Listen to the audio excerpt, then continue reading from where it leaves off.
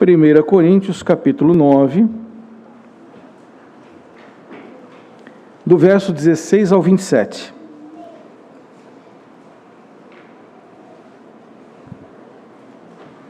Eu vou ler, eu peço que os irmãos acompanhem a leitura da palavra. Paulo assim se expressa àqueles irmãos: se anuncio o evangelho, não tenho de que me gloriar, pois sobre mim pesa esta obrigação. Porque ai de mim se não pregar o evangelho. Se o faço de livre vontade, tenho galardão. Mas se constrangido, é então a responsabilidade de despenseiro que me está confiada. Nesse caso, qual é o meu galardão? É que evangelizando proponha de graça o evangelho para não me valer do direito que ele me dá. Porque sendo livre de todos, fiz-me escravo de todos, a fim de ganhar o maior número possível. Procedi para com os judeus como judeu, a fim de ganhar os judeus, e para os que vivem sob o regime da lei, como se eu mesmo assim vivesse, para ganhar os que vivem debaixo da lei, embora não esteja eu debaixo da lei. Aos sem lei, como se eu mesmo fosse, não estando sem lei para com Deus, mas debaixo da lei de Cristo, para ganhar os que vivem fora do regime da lei. Fiz-me fraco para com os fracos, com o fim de ganhar os fracos. Fiz-me tudo para com todos, com o fim de, por meio de todos os modos, salvar alguns. Tudo faço por causa do Evangelho, com o fim de me tornar cooperador com ele. Não sabeis vós que os que correm no estádio, todos na verdade correm, mas só um leva o prêmio? Correi de tal maneira que o alcanceis. Todo atleta em tudo se domina, aqueles para alcançar uma coroa corruptível, nós, porém, a incorruptível. Assim corro também eu, não sem meta. Assim luto, não como desferindo golpes no ar. Mas esmurro o meu corpo e o reduzo à escravidão, para que, tendo pregado a outros, não venha eu mesmo a ser desqualificado. Vamos orar? Pai amado, obrigado pela leitura da Tua Palavra. Agora pedimos que o Teu Santo Espírito fale ao nosso coração. Edifica-nos, Senhor. Edifica-nos com a Tua Palavra. Ela é a nossa verdade e vida. Senhor Todo-Poderoso, faz-nos entender a Tua Palavra e atender aquilo que ela nos orienta. Senhor Todo-Poderoso, que possamos sair daqui com o desejo de servir cada vez mais a Ti. É o que nós pedimos, no nome santo de Jesus. Amém. Muito bem, meus amados. O tema desta noite é o ministro e a pregação da palavra.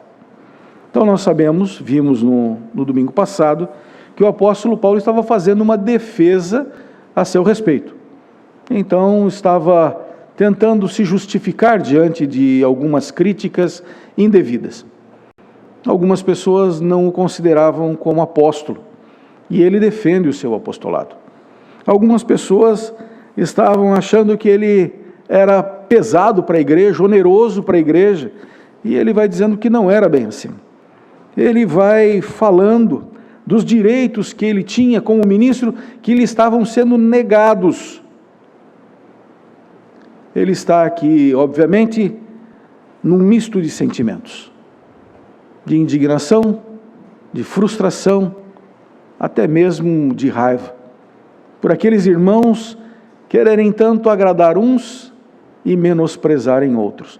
E o apóstolo Paulo mostra a incoerência deles, dizendo: fui eu quem apresentei o evangelho a vocês. Se os outros não nos consideram, tudo bem, mas vocês são o nosso selo, o nosso sinal de responsabilidade, o nosso sinal de validade da parte de Deus. E então agora ele vai dando continuidade a esse discurso. Esse discurso agora passa especificamente pela pregação da palavra. E aí nós temos o primeiro ponto. A obrigação da pregação do Evangelho. Ele vai falar isso nos versos 16 e 17. Mas quero buscar um pouquinho antes, o verso 14. Observem lá. Assim ordenou também o Senhor aos que pregam o Evangelho, que vivam no Evangelho. Ele está dizendo que aqueles que se afadigam na pregação da palavra deveriam ser sustentados pela igreja para que continuassem pregando as boas novas de Cristo Jesus. Ele vai falando da sua vocação e dizendo: eu fui chamado para esse ministério.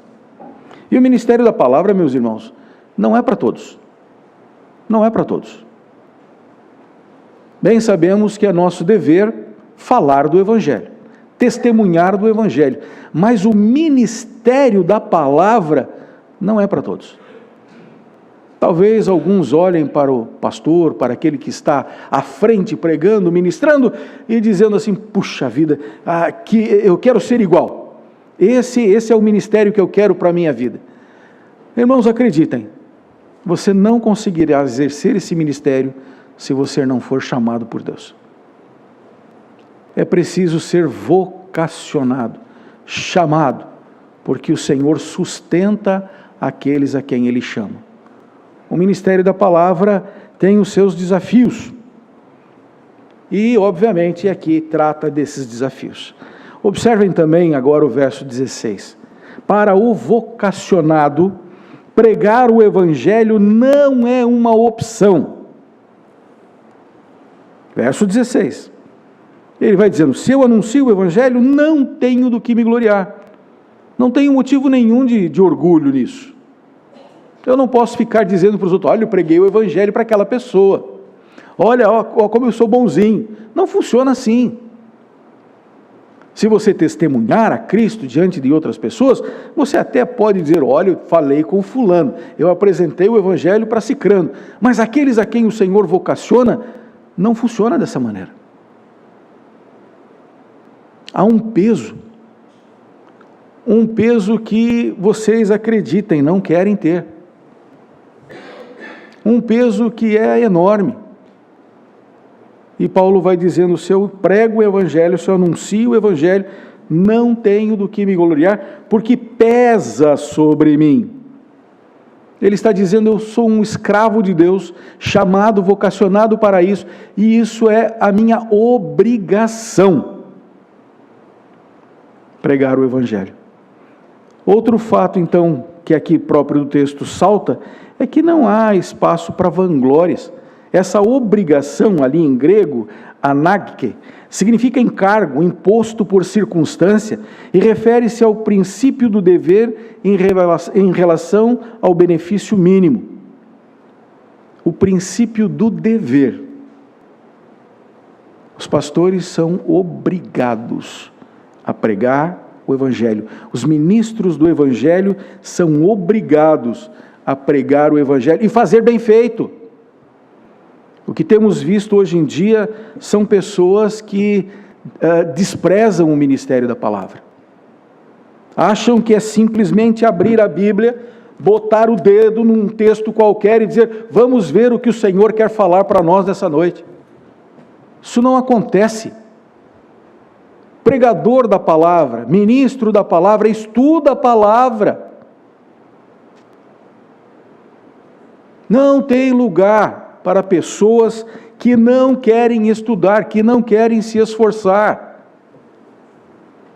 É vergonhoso alguém dizer que é ministro do Evangelho e não preparar sermões. É vergonhoso. Pesa sobre os seus ombros a responsabilidade e, principalmente, o dever de fazer e fazer bem feito. Muito bem, meus irmãos. Paulo usa uma expressão de pesar nesse texto. Uma expressão de tristeza ou preocupação para revelar o motivo da pregação. Por que ele prega? Vejam lá. Verso 16, a parte final dele. Ele diz: ai de mim, se não pregar o Evangelho. Ele está dizendo: o que Deus vai me reservar não é bênção, é maldição, é castigo. Se eu for relapso, se eu for relaxado, se eu não fizer direito, eu tenho sim sobre mim esta cobrança da parte de Deus, essa mão pesada de Deus sobre a minha vida. Ai de mim, se não pregar o Evangelho. A aplicação prática desse primeiro ponto, meus irmãos, é que é a verdade que esse texto é a sequência lógica do argumento de Paulo sobre o seu ministério. E, obviamente, de como ele o encarava. Mas os pastores de hoje e os membros das igrejas de hoje deveriam olhar para esse texto e buscar aqui um modelo, uma referência para os seus pastores. Quem são os seus pastores? Como eles se comportam diante do ministério da palavra? Eles se esforçam? Eles apresentam o seu melhor? É algo que nós deveríamos pensar. Paulo entendeu que era a sua responsabilidade, e uma responsabilidade que pesava sobre os seus ombros. E os crentes deveriam ficar alertas para não serem enganados por pseudos ministros do Evangelho. Falsos ministros do Evangelho. Como é que nós podemos descobrir um ministro do Evangelho que é falso? É quando ele fala aquilo que as pessoas querem ouvir, e não aquilo que a palavra fala. Meus irmãos, a palavra é clara. Hoje pela manhã falávamos aos catecúmenos e uma pergunta bem interessante surgiu. O que difere a igreja presbiteriana das outras igrejas? O que difere a igreja presbiteriana reformada mesmo das outras igrejas? O ministério da palavra, o zelo pela palavra, o estudo da palavra. Nós dizemos em alto e bom som, a Bíblia é a nossa única regra de fé e prática. A palavra é o centro da nossa vida. A soberania da palavra. E então precisamos ter ministros que façam isso. Que não sejam pseudos pastores, pseudo-apóstolos, como eles estavam aqui chamando o apóstolo Paulo. A palavra ministros, quando aparece no grego, ele vem de uperetes, e é interessante essa palavra. Fala daqueles que servem nas galés, aqueles remos, dos barcos a remos, são escravos que vão fazer força e não têm uma vida muito longa. O apóstolo Paulo usa esse termo para falar para aqueles que estão debaixo de um serviço difícil e sob a autoridade de um rígido Senhor, que cobra o serviço que ele dá. Uperetes. Os ministros da palavra que não se comportam dessa maneira, eles certamente deverão prestar contas a Deus. Eles vão ter que prestar contas a Deus. Por favor, abram suas Bíblias agora em 2 Coríntios 11, versos 12 a 14.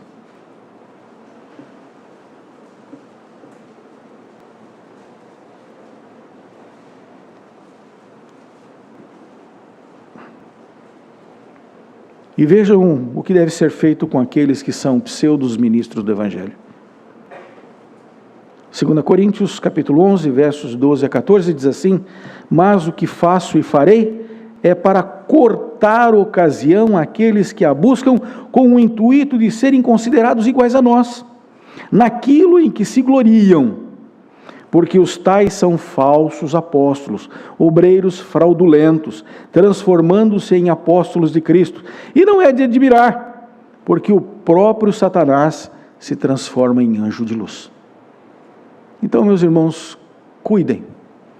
Olhem para esse texto de 1 Coríntios, Paulo falando sobre o ministério. Olhem para os ministros que vocês têm e observem. Observem a forma com que pregam, a maneira com que expõem a palavra. Segundo ponto, meus irmãos, se ela é uma obrigação, também é um privilégio. Então é o privilégio da pregação do Evangelho. Existe uma fala entre nós, os evangélicos, muito comum a respeito da salvação. Costuma-se dizer, se não vem por amor, vem pela dor. Esta expressa a ação divina sobre a vida dos eleitos que o Senhor chama para si. De certa forma, Paulo usa aqui para contrapor a ideia anterior de obrigação, dando uma motivação positiva. Vejam o verso 17. Se o faço de livre vontade, tenho galardão. Mas se constrangido, é então a responsabilidade de despenseiro que me está confiada. Em ambas as circunstâncias, a obra será feita, ponto. E eu posso fazer isso rindo ou posso chorando. É uma escolha. Mas vai fazer. O apóstolo Paulo vai dizendo sobre isso. É muito melhor fazer o ministério, exercer o ministério da palavra, sorrindo, alegre, de bom grado, servindo ao Senhor e àqueles que estão ao nosso redor. Muito bem. Paulo também aponta para o resultado disso. Ele diz, quem faz assim, tem galardão. Galardão é recompensa. Ou seja, Paulo está dizendo, o Senhor está olhando para os seus ministros, para os seus servos. Ele vai recompensá-los no devido tempo ou não. Isso é obra de Deus, é cuidado de Deus, é responsabilidade de Deus. Agora, aos ministros, cabem fazer isso. Trabalhar e de espontânea vontade, com alegria, porque isso é bom, porque isso agrada ao Senhor. E se fizer por obrigação? E se fizer naquela expressão anterior, ai de mim se não pregar o Evangelho? Abram, por favor, em Lucas 17:10. O Senhor Jesus Cristo falando a respeito daqueles que servem, e servem a Deus. E observem que esta fala não tem galardão algum. Lucas 17:10. Assim também vós, depois de haverdes feito quanto vos foi ordenado, dizei, somos servos inúteis, porque fizemos apenas o que deveríamos fazer. O apóstolo Paulo está aqui em plena consonância com essa palavra do Senhor Jesus Cristo. Olha, os ministros devem fazer e fazer de bom grado, fazer de coração, com um sorriso aberto, sabendo que eles estão sendo úteis ao reino, úteis às pessoas, para levá-los a Cristo e, cada vez mais, fundamentá-los na sã doutrina. Não existe sã doutrina sem Bíblia. Não existe sã doutrina sem a exposição correta das Escrituras Sagradas. Muito bem. O galardão que Paulo aguarda, está lá no verso 18. Diz, nesse caso, qual é o meu galardão? Quero fazer de boa vontade, qual é o meu galardão? É que evangelizando proponha de graça o Evangelho, para não me valer do direito que Ele me dá. Ele está dizendo, eu quero trabalhar para o Senhor sem receber nada. Óbvio, ele ainda está respondendo às questões anteriores, onde não davam nem o suficiente para a alimentação dele. Ele está dizendo, eu tenho o direito de me alimentar do Evangelho, que isso vocês não estão dando, mas não tem problema, isso para mim vai ser o meu galardão. Deus vai levar e vai colocar isso na minha conta. Muito bem. Aqui cabe uma observação. Paulo trabalhou em Corinto, fazendo tendas, e dali obteve o seu sustento. No entanto, em outras ocasiões, ele recebeu donativos vindo da igreja de Filipos para esse fim. Abram lá agora, Filipenses, capítulo 4, versos 15 a 18. Isso só para que fique bem claro de que o apóstolo Paulo recebeu sim donativos, recebeu sim sustento das igrejas. Filipenses capítulo 4, verso 15 a 18. Ele escreve aos filipenses com gratidão no seu coração, dizendo: e sabeis também vós, ó filipenses, que no início do evangelho, quando parti da Macedônia, nenhuma igreja se associou comigo no tocante a dar e receber, senão unicamente vós outros. Porque até para Tessalônica mandastes não somente uma vez, mas duas, o bastante para as minhas necessidades. Não que eu procure o donativo, mas o que realmente me interessa é o fruto que aumente o vosso crédito. Recebi tudo e tenho abundância. Estou suprido desde que Parafrodito me trouxe às mãos o que me veio da vossa parte, como aroma suave, como sacrifício aceitável e aprazível a Deus. O apóstolo Paulo, sim, recebeu donativos. O apóstolo Paulo também aceitou isso como uma expressão de amor, de gratidão daqueles irmãos. E o que era justo para o ministro. No verso 18 aqui, isso fica claro. Ele diz: olha, no meio de vocês eu só quero esse galardão, de que vocês não me ajudaram, e que mesmo assim eu preguei o evangelho, e que mesmo assim eu exerci o meu ministério. Muito bem. Verso de número 20, nós vamos entrar no terceiro ponto, mas antes quero fazer a aplicação prática. Paulo trabalhava para Deus na certeza de que isso era o melhor para a sua vida e daqueles que ouviam o evangelho redentor do Senhor Jesus. Está no verso 19.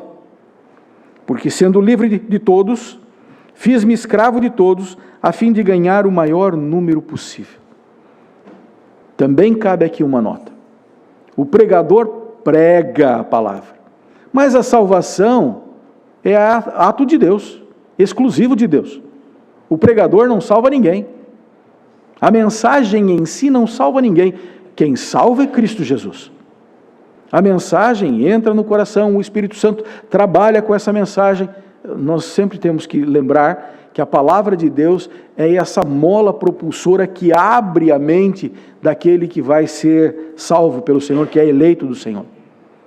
É através da palavra que isso acontece. Então Paulo diz: olha, eu preguei, essas pessoas foram alcançadas pela graça. E ele se expressa assim: a fim de ganhar o maior número possível. Muito bem. Para os crentes, o Senhor concede o privilégio de compartilhar sua experiência de salvação, de serem suas testemunhas, com esta mesma finalidade, de serem testemunhas do Senhor para ver a salvação das pessoas. E aqui cabe uma pergunta. Deixamos Paulo agora de lado, pensamos um pouco em nós, na nossa tarefa de testemunhar a Cristo diante de outras pessoas. Você já teve a satisfação de ver o Espírito Santo transformar uma vida através da sua instrumentalidade? Acredite, não vai ser a partir de historinha, vai ser a partir da palavra de Deus. Quando você chegar para ela e dizer: olha, eu tive um contato com a palavra de Deus e ela realmente transformou a minha vida.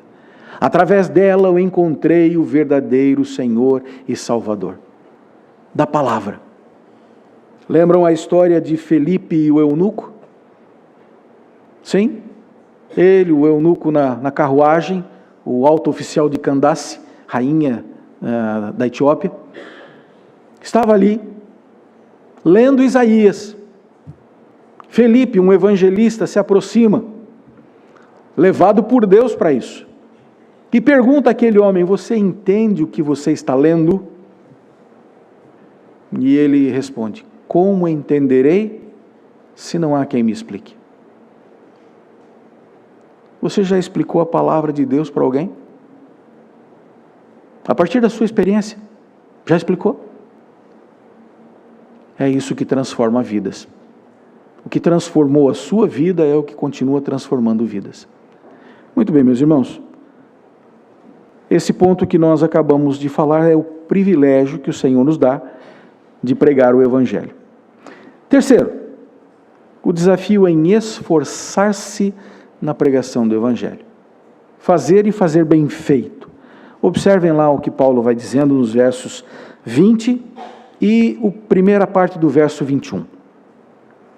Procedi para com os judeus como judeu, a fim de ganhar judeus, para os que vivem sob o regime da lei, como se eu mesmo assim vivesse, para ganhar os que vivem debaixo da lei, embora não esteja eu debaixo da lei. Paulo está dizendo, olha, eu preguei para os judeus, eu também já fui judeu, mas eu já não estou mais debaixo do jugo da lei, eu estou numa outra condição. Eu estou debaixo de Cristo Jesus. Nós vamos ver, ele vai dizer isso mais para frente. Na primeira parte do verso 21, aos sem lei, aqueles que não têm a lei mosaica, aqueles que são gentios, como se eu mesmo fosse, não estando sem lei para com Deus, mas debaixo da lei de Cristo. Ele vai dizendo, eu não estou debaixo das leis dos homens, eu não estou debaixo das regras do mundo, eu estou debaixo das regras de Deus, de Cristo Jesus, o nosso Senhor. Meu irmão e minha irmã, você também está. Eu também estou. Nós estamos. Assim como o apóstolo Paulo fala, assim também nós vivemos. Paulo procedeu como judeu entre os judeus e gentil com muitos gentios. E aqui há quem veja um paradoxo e dizem essas coisas são excludentes, elas não podem caminhar juntas. E então acusam Paulo de hipocrisia, dizendo, você tem 2 pesos e 2 medidas, você age de um jeito aqui e outro jeito acolá. Não há aqui um dilema moral. O fato é que Paulo converge essas duas posições sob a lei de Cristo. Tanto por um lado, quanto por outro, o que importa é estar debaixo da lei de Cristo. Não debaixo da lei moral mosaica, ou debaixo da lei moral dos homens. O seu padrão de conduta está em Cristo, nos seus ensinos, em suas ordenanças, em seu exemplo de vida. Então eu tenho que entender isso aqui. O Evangelho transformou a minha vida. E agora eu vivo debaixo daquilo que o Evangelho me dá. Eu tenho a obrigação de viver conforme os ditames do Evangelho, da lei de Cristo. Eu não posso mais andar em pecado. Eu não posso mais flertar com o pecado. Eu tenho que ser santo como o Senhor é santo. E eu tenho que valorizar aquilo que Cristo fez por mim. Todo pregador do Evangelho deveria ter isso em mente. Como ele sobe a um púlpito para falar de uma palavra que ele não vive, que não serve para a sua vida. Isso seria hipocrisia. O pastor, o ministro do Evangelho, tem que viver segundo as normas do Evangelho, segundo as regras do Evangelho. E não só o pastor, toda a igreja deve viver assim. Mas aos pastores, aqueles que são exemplos para o rebanho, mais ainda. Está sob os seus ombros essa responsabilidade. Muito bem, vamos agora à segunda parte do verso 21, e vamos encontrar lá o objetivo de Paulo. Por que ele faz tudo isso?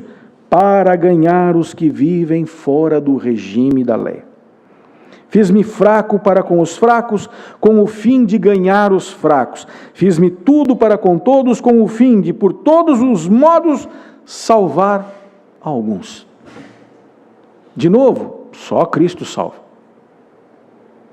Mas Paulo está querendo dizer aqui o seguinte: quero ser um servo útil. Quero fazer aquilo que Deus espera da minha vida com alegria, com responsabilidade, não tendo do que me envergonhar. É disso que ele está falando aqui. nos dias em que nós vivemos, onde tantos pastores estão envergonhando o Evangelho, que pregam aquilo que não vivem, que falam de um reino que eles não esperam, porque o reino que eles querem está na terra. Essas palavras do apóstolo Paulo se tornam um aviso para a vida da igreja, para não se deixarem iludir por esses que fazem assim. O apóstolo Paulo fala que isso requer esforço, e aí ele vai falar aqui três ilustrações, né? Vai fazer analogias. Observem lá. No verso 23 ele vai dizendo: eu estou fazendo tudo isso para cooperar com o Evangelho, para que o reino cresça. Daí verso 24: não sabeis vós que os que correm no estádio, todos na verdade correm, mas só um leva o prêmio? Correi de tal maneira que o alcanceis. O que será que essa ilustração aqui trouxe à mente daqueles irmãos de Corinto? Em Corinto existia um evento esportivo muito famoso, chamado Jogos Istmicos. Eles só perdiam em importância para os Jogos Olímpicos. Então era como se fosse um mini Jogos Olímpicos, mas que naquela região era muito concorrido. O apóstolo Paulo vai chamando a atenção deles para alguma coisa que eles sabiam, conviviam, entendiam muito bem.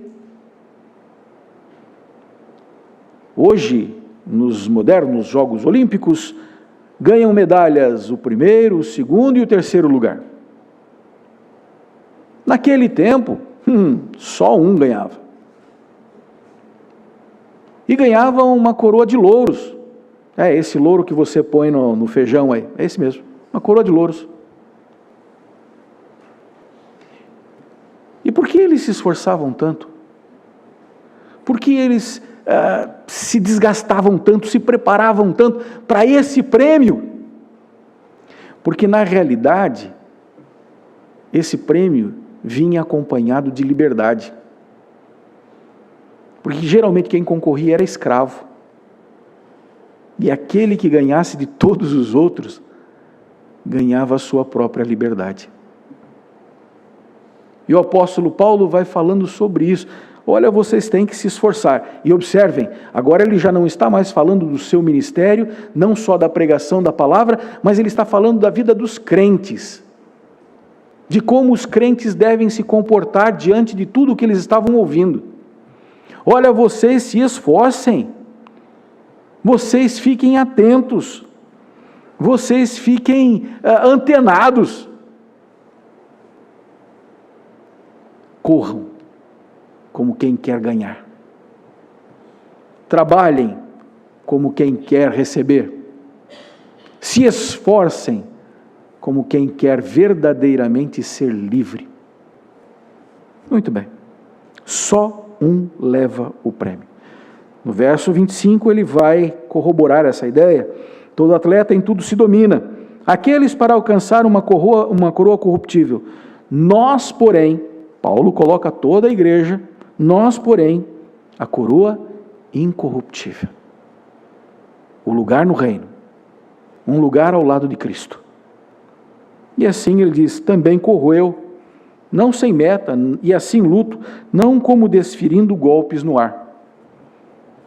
A ideia de socos ineficazes, de esforços inócuos, que não trazem resultado algum.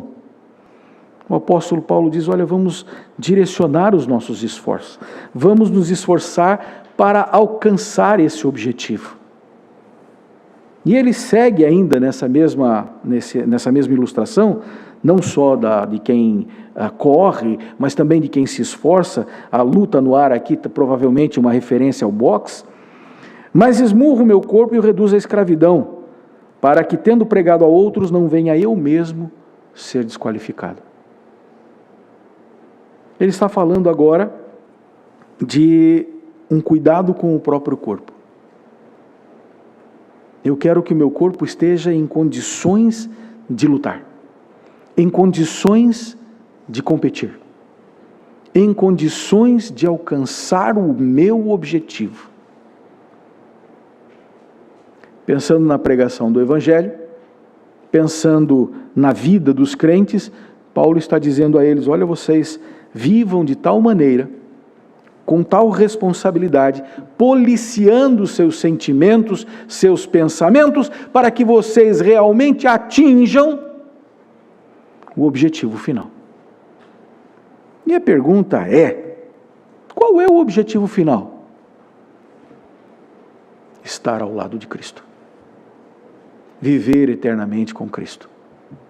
Muito bem, meus irmãos. A aplicação prática. No fim da sua defesa a respeito do ministério da palavra, o apóstolo desafia os seus leitores a se esforçarem, a se colocarem como servos de Deus, para que o Evangelho alcance o maior número de pessoas possível, de forma objetiva e coordenada, visando um serviço de qualidade e com resultados positivos. Esse mesmo desafio nos é proposto nessa noite. Cada um na vocação em que foi chamado, seja para ser pastor, seja para ser chamado como testemunha viva do Evangelho, transformador de Cristo, mas como nós estamos, nós somos chamados, somos do Senhor, e Ele espera que nós façamos o nosso melhor pelo reino. Pergunta final para que você possa pensar diante de Deus. Não é para quem está à sua vanguarda, à sua retaguarda, à sua esquerda ou à direita, é para você. Para você. Você tem dado o seu melhor para Deus? Você tem buscado o que é melhor para o reino? Ou você está se deixando iludir por pregadores que falam aquilo que você quer ouvir? Você tem realmente feito a sua parte? Esse é o desafio dessa noite. Que você possa responder isso com sinceridade diante do Senhor. E somente do Senhor.